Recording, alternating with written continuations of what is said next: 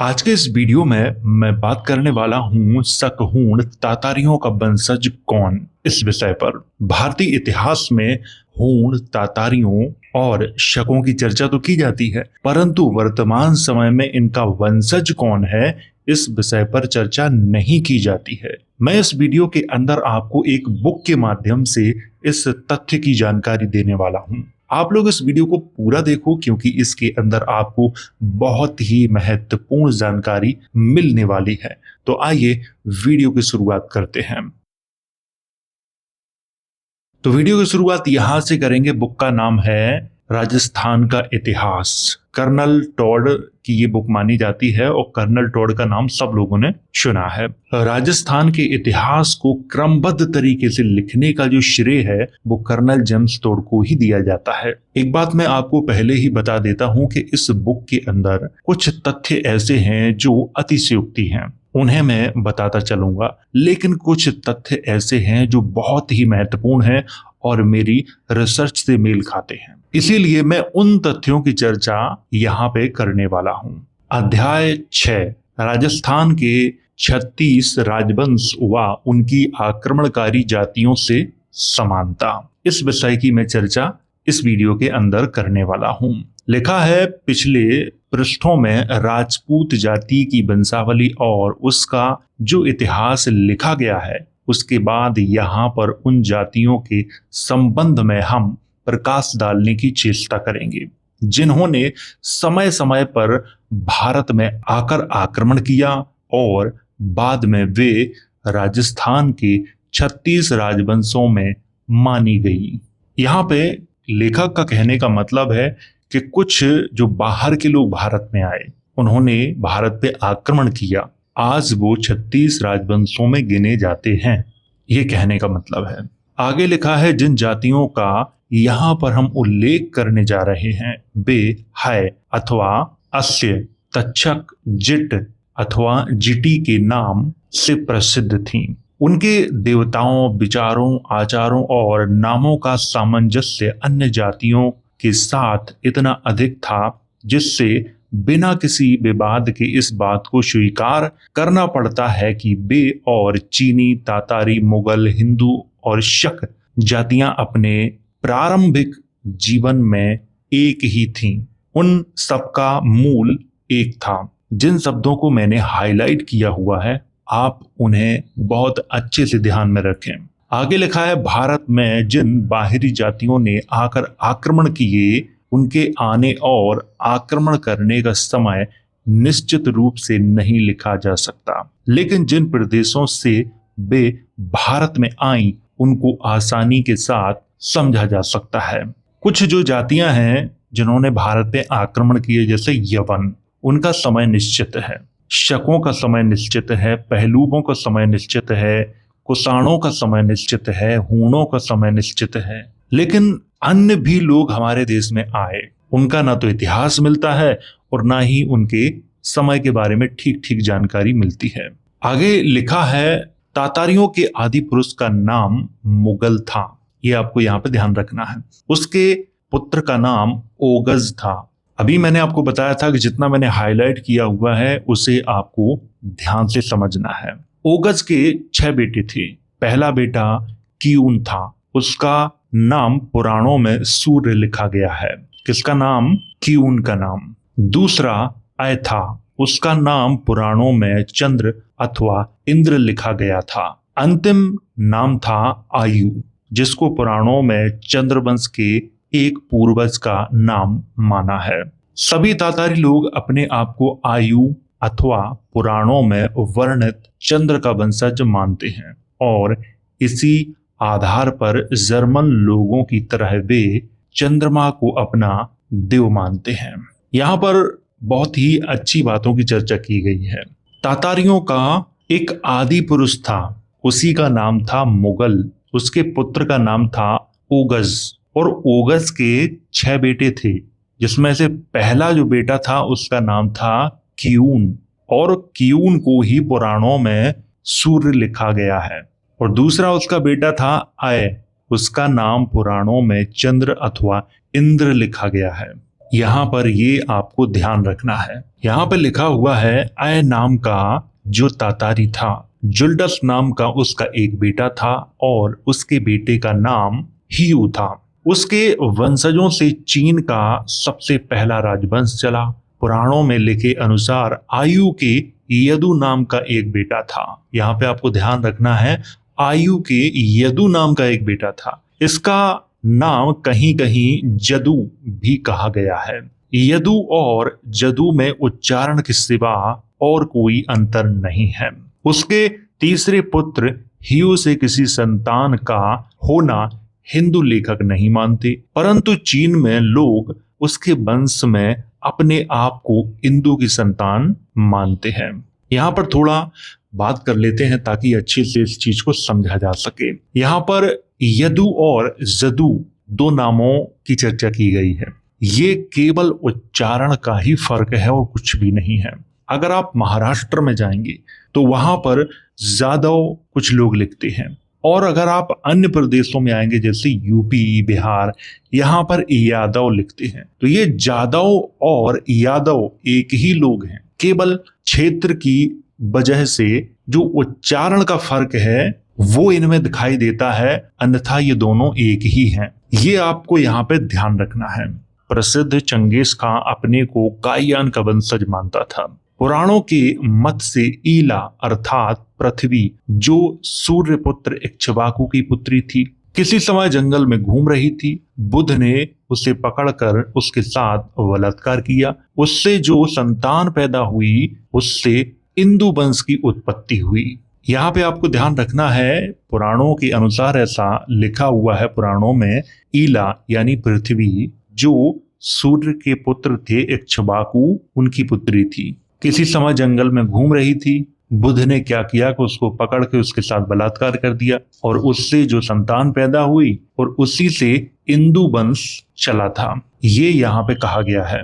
आगे लिखा है इस प्रकार तातारियों का अय, चीनियों का यू और पुराणों का आयु, ये तीनों नाम इस बात को साफ साफ सिद्ध करते हैं कि इन तीनों जातियों का आदि पुरुष, जिसके वंशजों से इन तीनों का विस्तार हुआ, कोई एक था और उसकी उत्पत्ति चंद्रमा से हुई थी। इंदु अथवा चंद्र का बेटा बुध पहला पुरुष था, जिसे हिंदुओं में वही स्थान मिला जो चीन में फो को मिला। सीथियन लोग सबसे पहले अरेक्सीज नदी पर रहते थे। उनकी मूल उत्पत्ति ईला अर्थात पृथ्वी से हुई। गाथ, हूण, एलन, स्वीड, वॉडल, फ्रैंक आदि जातियों के लोग वास्तव में एक ही थे।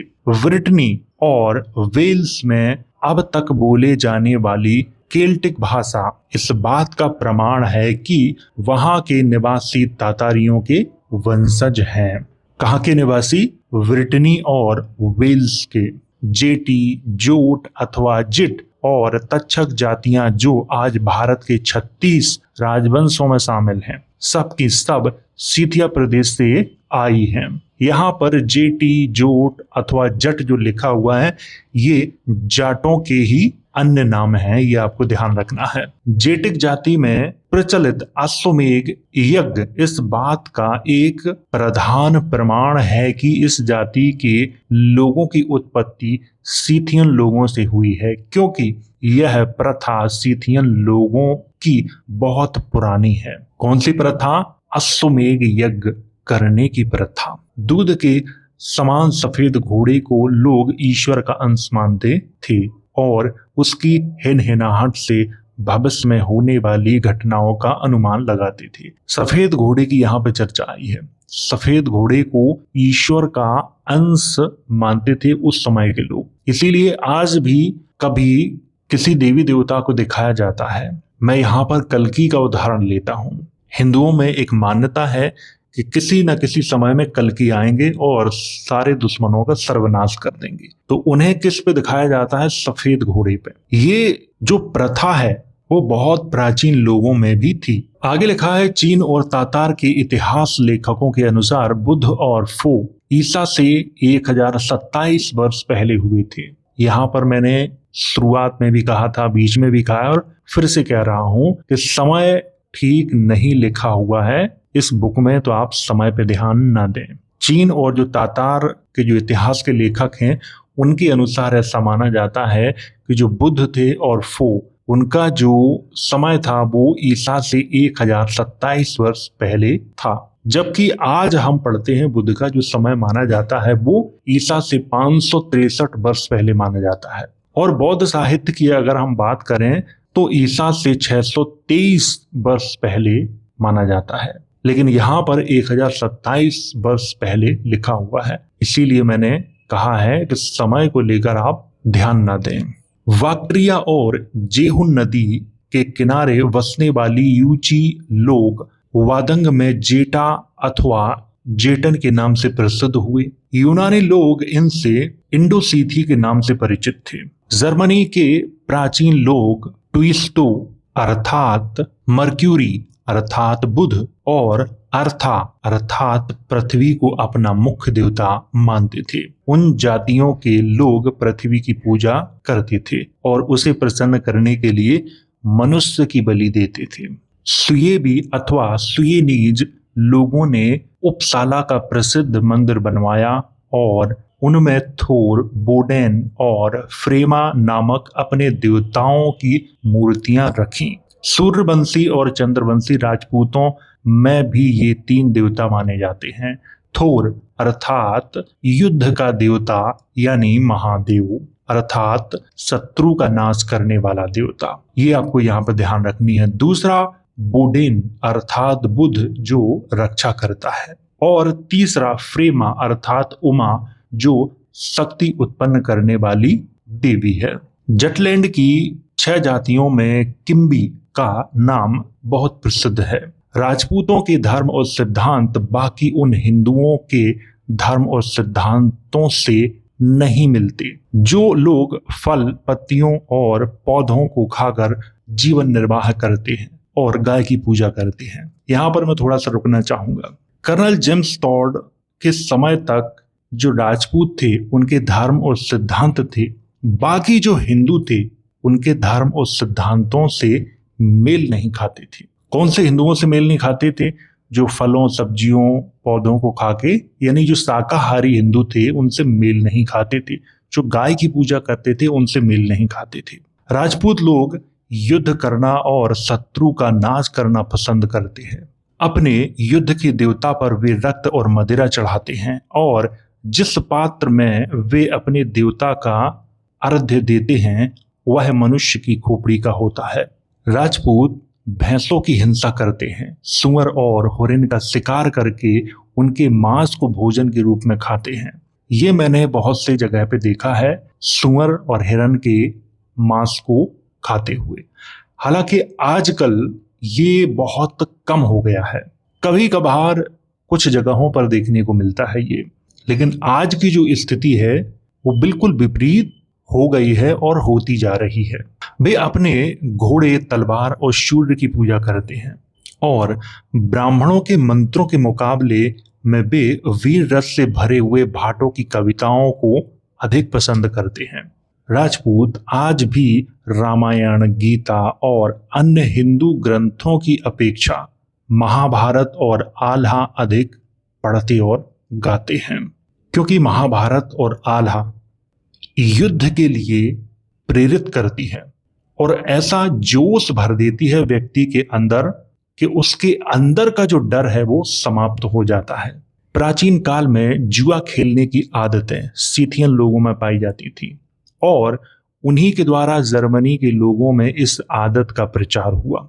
राजपूतों में भी जुआ खेलने की आदतें खूब पाई जाती हैं। भारत में इसी दुर्व्यसन के कारण पांडवों ने अपना राज्य और शारीरिक स्वतंत्रता जुए में हार कर खो दी थी। युद्ध के देवता थोर की पूजा करने वाले स्कैंडिनेविया के लोग मनुष्य की, विशेषकर शत्रु की खोपड़ी का प्याला बनाकर रक्त का पान करते थे। उनकी इस प्रथा की समानता बहुत कुछ राजपूतों के देवता महादेव के साथ होती है। ओडिन अर्थात बुध ने मृत शरीर को पृथ्वी में गाड़ देने की प्रथा का प्रचार किया और वहां पर समाधि बनाने की रस्म भी उसके द्वारा चालू की गई। उस समय मृत पति के साथ उनकी पत्नी के जल जाने की प्रथा का प्रचार हुआ। यहाँ पर सती प्रथा की जैसी बात की जा रही है। ओडिन अर्थात बुध ने क्या किया था कि जो मृत शरीर है, जब कोई व्यक्ति मर जाता है तो उससे पृथ्वी में गाड़ देने की प्रथा का प्रचार और वहां पर समाधि बनाने का जो रस्म है वो उनके ही द्वारा चालू की गई थी। और आगे ऐसा लिखा हुआ है कि उसी समय से मृत पति के साथ जो उसकी जो पत्नी है उसके जल जाने की प्रथा का भी प्रचार हुआ था। इस प्रकार की बातों का प्रचार भारत में शक द्वीप से अथवा शक सीथिया से आकर हुआ है। हेरोडोटस ने लिखा है, सीथिया में लोग मरने पर चिता में जलाए जाते थे और उनके साथ उनकी पत्नी जीवित जला दी जाती थी। यानी पत्नी को जीवित जलाने की जो प्रथा थी, यानी जो सती प्रथा थी, वो शकों में पाई जाती थी। जैसे कोई राजा होता था, अगर वो युद्ध में मर गया तो उसकी पत्नी भी उसके साथ मृत्यु को प्राप्त हो जाती थी, यानी खुद को वो उसी चिता में जला लेती थी।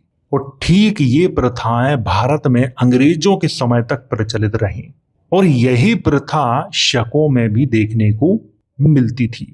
पति के साथ चिता बनाकर पत्नी के जल जाने की प्रथा राजपूतों में ठीक उसी प्रकार की है जिस प्रकार उसकी प्रथाएं अन्य जातियों के संबंध में ऊपर लिखी गई हैं। इसका साफ साफ अर्थ यह है कि आदिकाल में सीथिक, स्कैंडिनेविया और राजपूत जातियां एक ही थीं। क्यों एक थी? क्योंकि इनकी प्रथाएं, विश्वास, ये सब एक जैसे हैं। प्रसिद्ध इतिहास लेखक हेरोडोटस ने सीथियन जेटी लोगों के संबंध में इसी प्रकार की अनेक बातें लिखी हैं। सैनिक शिक्षा प्राप्त करने के लिए जर्मनी के युवकों में जो प्रणाली काम में लाई जाती थी, ठीक वही राजपूतों में भी चलती है। हेरोडोटस ने लिखा है कि स्कैंडिनेविया के लोगों में संक्रांति का त्योहार बड़ी धूमधाम के साथ मनाया जाता है। राजपूतों और हिंदुओं में भी यह त्योहार मनाया जाता है। प्राचीन जातियों में जो त्योहार मनाए जाते थे उनके संस्कार अब तक अनेक बातों में समता रखते हैं। इसी प्रकार अश्वमेध यज्ञ की प्रथा भी बहुत पुरानी है। इस यज्ञ में बहुत से पक्षियों और जीवों के साथ साथ घोड़ों का वध किया जाता था। किसमें? अश्वमेध यज्ञ में। इस प्रकार के वध के समय ब्राह्मण वेद मंत्रों का उच्चारण करते थे। एक अपार भीड़ के बीच में यज्ञ करने वाला राजा यज्ञ के समीप बैठकर बलि दिए जाने वाले जीवों के बलिदानों को देखता था। उन जीवों के हृदयों को जब अग्नि के सुपुर्द किया जाता था तो राजा उसकी सुगंध लेता था। इस यज्ञ में ब्राह्मणों को बहुमूल्य स्वर्ण दान में दिया जाता था। यहाँ पर थोड़ा मैं आपको समझा देता हूं ताकि ये चीज आपको अच्छे से समझ में आ जाए। अश्वमेध यज्ञ की बात यहाँ पर की जा रही है। इसमें बहुत से पक्षियों और जीवों और घोड़ों को मारा जाता था और जो राजा इस यज्ञ को करवाता था वो यज्ञ के पास में बैठता था और बलि दिए जाने वाले जो जीव थे उनको देखता था कि कैसे ये काटे जा रहे हैं। फिर उन जीवों के हृदय को निकाला जाता था और उस हृदय को अग्नि में डाला जाता था और उस अग्नि से जो सुगंध निकलती थी उस सुगंध को वो राजा लेता था। ये बात यहाँ पे कही जा रही है। धर्म के नाम पर इस प्रकार न केवल पशुओं के बलिदान की प्रथाएं थी बल्कि पशुओं के लिए देवता को प्रसन्न करने के लिए मनुष्यों की बलि भी दी जाती थी। तो ये तो थी जानकारी राजपूत, जाट और यूरोप की कई जातियों के संबंध में, जिनकी रीति रिवाज, आदतें, विश्वास और युद्ध के तरीके बिल्कुल एक जैसे थे और अंग्रेजों के समय तक बिल्कुल एक जैसे रहे। आज हम जो राजपूतों की स्थिति देखते हैं वो बिल्कुल विपरीत है और कर्नल जेम्स टॉड ने राजपूतों के बारे में बहुत ही विस्तार से जानकारी दी है। अगर आप लोग इस बुक को पढ़ना चाहते हैं तो इसकी लिंक वीडियो के डिस्क्रिप्शन बॉक्स, कमेंट बॉक्स और टेलीग्राम चैनल पे आपको मिल जाएगी, तो वहां से मंगवा के आप इसे पढ़ सकते हो। तो उम्मीद है ये वीडियो आपको समझ में आया होगा।